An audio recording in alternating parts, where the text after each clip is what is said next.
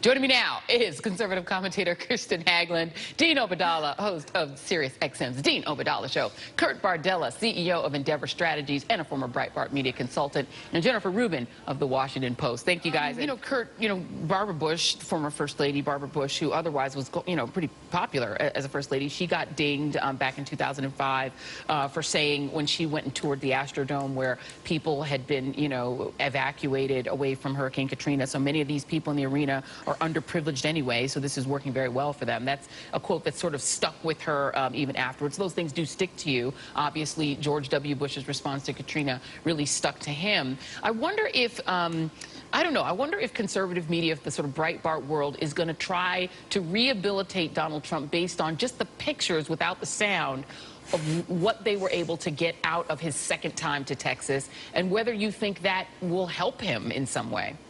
Well, I think you saw yesterday in some of the coverage in some of the conservative media where Breitbart had, home page, front page, pictures of Donald Trump comforting those in Houston. And so there's certainly an effort to promote that image and not necessarily promote, as you pointed out, the words. Now, the reality is this week he's expected to announce his decision on whether he's going to keep or dump the DACA program.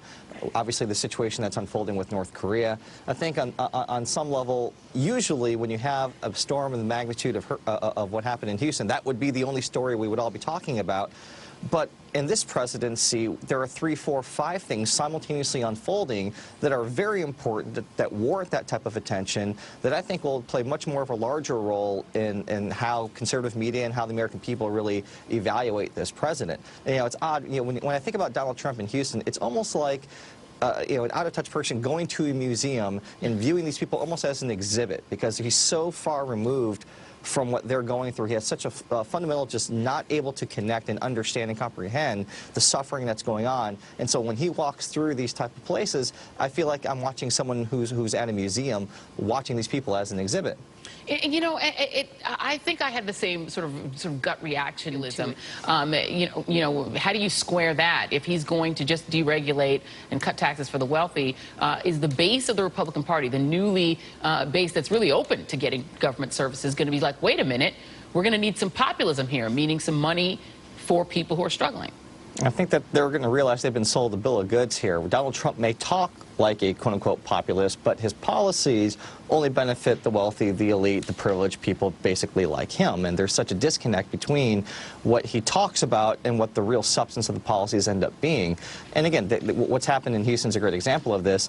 The EPA, the person running it, has been put there to destroy it and cut the budget by more than 25%.